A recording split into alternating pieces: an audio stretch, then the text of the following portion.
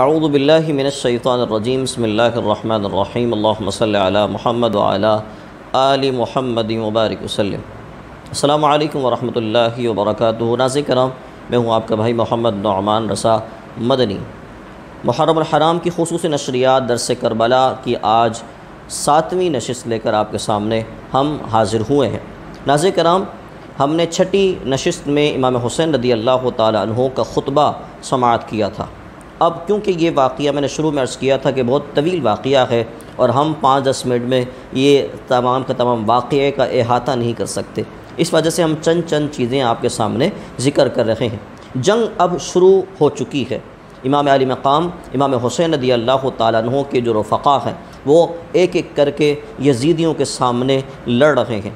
اسلام اور کفر کی جنگ یہ چل رہی ہے۔ ناظرین کرام، حضرت وہب بن عبداللہ کلبی رضی اللہ تعالی عنہ یہ جنگ کے لیے روانہ ہوئے ہیں، لڑنے کے لیے روانہ ہوئے ہیں، خیمے سے نکلے ہیں اور ان کی بھی شہادت ہو جاتی ہے۔ حضرت سیدنا وہب بن عبداللہ کلبی رضی اللہ تعالیٰ عنہ وہ شخصیت ہیں کہ جن کی شادی کو ابھی صرف 15 دن ہوئے ہیں اور یہ مدینہ المنورہ کے انتہائی خوبصورت نوجوان ہیں، لیکن انہوں نے اپنی شادی کے وہ ایام نہیں دیکھے کہ ابھی تو نئی شادی ہوئی ہے۔ اسلام پر مر مٹنے کا جذبہ ایسا تھا کہ یہ اسلام پر قربان ہو چکے ہیں اور امام حسین رضی اللہ تعالیٰ عنہ کے قدموں سے گویا کہ لگ چکے ہیں۔ ناظرین کرام، ایک کے بعد ایک شہادت ہو رہی ہے۔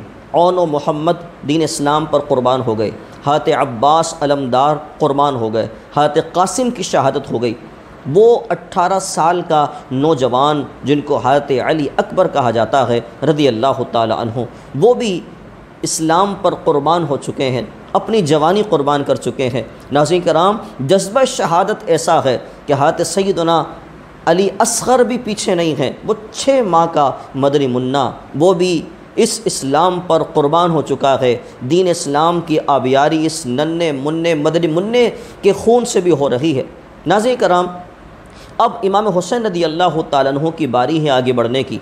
ایک شہزادے امام حسین رضی اللہ تعالیٰ عنہ کے موجود ہیں جن کا نام ہے حضرت امام زین العابدین رضی اللہ تعالیٰ عنہ، جن کو علی اوسط بھی کہا جاتا ہے۔ یہ درمیانے بھائی ہیں، یعنی کہ حضرت علی اکبر سے چھوٹے بھائی ہیں۔ امام زین العابدین رضی اللہ تعالیٰ عنہ بھی تیار کھڑے ہیں، لیکن کیونکہ بخار بہت زیادہ ہے اس وجہ سے آپ کا جسم جو ہے وہ بخار کی تیزی سے جھلس رہا ہے، پاؤں میں لڑکڑاہٹ ہے، لیکن یہ بھی دین اسلام پر قربان ہونا چاہتے ہیں۔ امام علی مقام امام حسین رضی اللہ تعالی عنہ نے فرمایا، بیٹا اگر تم بھی قربان ہو گئے، تم بھی اگر انتقال کر گئے، شہادت اگر تمہاری بھی ہو گئی، تو پھر یاد رکھو کہ حسینی کوئی نہیں ہوگا، میری اولاد ختم ہو جائے گی، پھر فاطمہ کی اولاد کس طرح چلے گی؟ اس لیے میرے بیٹے تم یہیں پر رکو خیمے کے اندر، اور میری شہادت کے بعد تم ہی وہ ہوگے کہ جنہوں نے تمام خواتین کو مدینہ المنورہ بحفاظت جو ہے وہ پہنچانا ہے۔ امام علی مقام امام حسین رضی اللہ تعالیٰ عنہ اپنے نانا جان کے امامہ شریف باندھ کر خیمے سے باہر تشریف جو ہے وہ لے کر آئے ہیں۔ خیمے کے اندر آپ نے تمام خواتین کو صبر کی تلقین کی ہے۔ یہاں پر ایک بات آپ کی گوش گزار کرنا چاہوں گا کہ اتنا بڑا سانحہ ہونے کے باوجود بھی ان اہل بیت اطہار کی شخصیات نے صبر کا دامن کبھی نہیں چھوڑا ہے، بلکہ یہ صابر و شاکر رہے ہیں۔ آسمان کی آنکھوں نے یہ دیکھا ہے کہ اتنا سب کچھ ہونے کے باوجود بھی امام حسین صبر کی تلقین کر رہے ہیں۔ حضرت بی بی زینب رضی اللہ تعالی عنہا، جو کہ امام حسین رضی اللہ تعالی عنہ کی بہن ہے، آپ نے اپنی بہن کو یہ وصیت کی ہے کہ اب تو میرا امتحان ختم ہونے والا ہے، میں شہادت کی طرف جا رہا ہوں، میری بہن تمہارا امتحان میری شہادت کے بعد صحیح طریقے سے شروع ہوگا، تم نے بالکل صبر کرنا ہے، تم نے کوئی واویلا نہیں کرنا، تم نے کوئی نوحہ نہیں کرنا، تم نے کوئی ماتم نہیں کرنا، تم نے اپنے بالوں کو نہیں نوچنا، تم نے اپنے جو ہے وہ دوپٹے کو نہیں پھاڑنا، تم نے ہاتھوں کو اپنی رانوں پہ نہیں مارنا، تم نے صبر کرنا ہے اور صبر کر کے دنیا کو بتانا ہے کہ اہل بیت اطہار پر اتنا سب کچھ ہونے کے باوجود بھی یہ کتنے صابر و شاکر ہیں۔ امام علی مقام امام حسین رضی اللہ تعالیٰ عنہ یزیدیوں کے سامنے پہنچے اور امام علی مقام امام حسین رضی اللہ تعالیٰ عنہ نے یزیدیوں سے کہا، تمہیں پتہ ہے میرے سر پہ کس کا امام باندھا ہے؟ میرے قبر پر کس کی چادر بنی ہوئی ہے تمہیں معلوم ہے؟ آپ نے اپنی نسبتوں کا بیان دوبارہ شروع کیا کہ شاید ہو سکتا ہے کہ یزیدی باز آ جائیں اور یہ اتنے گھنونے کام سے جو ہے وہ بچ جائیں۔ لیکن عمر بن سعد چلا کے کہتا ہے اے حسین آج ہمیں تیرے واعظ و نصیحت کی ہمیں ضرورت نہیں ہے، یہ فصاحت و بلاغت بعد میں دکھانا، ہاں تمہیں اتنا ضرور کہتے ہیں کہ ابھی بھی وقت ہے، اگر تو چاہے تو یزید کی بیعت کر لے، یہ نہر فرات کا پانی ہم تجھے دے دیں گے۔ امام علی مقام امام حسین رضی اللہ تعالی عنہ کا ہاشمی خون جو ہے وہ جوش مار جاتا ہے۔ امام علی مقام فرماتے ہیں اگر مجھے یزید اور فاسق و فاجر کی بیعت کرنا ہوتی تو میں تمام بچوں کو، بھائی بھتیجوں کو قربان کیوں کرتا اور میں میدان کارزار میں کیوں آتا۔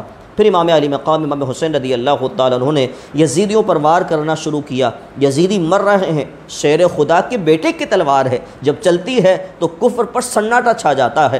امام علی مقام امام حسین رضی اللہ تعالیٰ عنہ نے تلوار چلانا شروع کی، لیکن یہاں پر امام علی مقام اکیلے ہیں اور وہاں پر کئی لوگ یزیدی کافر یزیدی بدبخت موجود ہیں جو امام علی مقام امام حسین رضی اللہ تعالیٰ عنہ پر فوراً وار کرتے ہیں۔ امام علی مقام کے بائیں بازو پر وار کیا ایک بدبخت نے، جس سے آپ کا بازو جو ہے وہ کٹ گیا۔ امام علی مقام امام حسین رضی اللہ تعالیٰ عنہ اس حملے کا جواب دینا چاہتے تھے، لیکن کیونکہ نقاہت آپ میں آ گئی تو آپ جواب صحیح طریقے سے نہ دے سکے۔ ادھر آپ زمین پر تشریف لے کر آئے ہیں اور ادھر خولی آ گیا بدبخت کہ جو آپ کا سر تن سے جدا کرنا چاہتا تھا، لیکن حیدری جلال کو دیکھ کر وہ وہیں پر گر پڑا۔ اور اس کے بعد ایک اور بدبخت ہے جس کو شمر لعین کہا جاتا ہے، وہ آیا اور امام حسین رضی اللہ تعالیٰ عنہ کے سینے پر سوار ہو گیا۔ وہی سینہ کہ جس کو سرور دو عالم چوما کرتے تھے، وہی سینہ کہ جس کو مولا علی چوما کرتے تھے، وہی سینہ کہ جس پر حضرت فاطمہ زہرا رضی اللہ تعالی عنہا اپنی محبت نچھاور کیا کرتی تھیں، اس سینہ مقدسہ پر کہ جس کے اندر قرآن و حدیث موجود تھا، اس پر شمر لعین چڑھ گئے۔ امام علی مقام نے پوچھا شمر بتا ذرا آج کون سے دن ہے؟ کہا جمعہ ہے، جمعہ کی اذانیں ہونے والی ہیں۔ امام علی مقام نے فرمایا ذرا ٹھہر جا اور مجھے اللہ کی بارگاہ میں سجدہ کرنے دے، میں بارگاہ عزتی میں اپنا سر رکھنا چاہتا ہوں۔ شمر لعین نے اتنی اجازت دے دی۔ امام علی مقام امام حسین رضی اللہ تعالیٰ عنہ نے بہتے ہوئے خون میں خالق کائنات کو سجدہ کیا، عرض کی مولا میں نے تو اس ساری کی ساری قربانی تیری بارگاہ میں پیش کر دی ہے، مولا تو اس قربانی کو قبول فرما لے۔ آواز آتی ہے یا ایتھا النفس المطمئنہ ارجعی الی ربک راضیۃ مرضیہ فادخلی فی عبادی وادخلی جنتی۔ امام علی مقام کا سر سجدے کے اندر ہے اور شمر لعین نے وار کیا اور امام علی مقام امام حسین رضی اللہ تعالیٰ عنہ کا سر تن سے جدا کر دیا۔ انا للہ و انا الیہ راجعون۔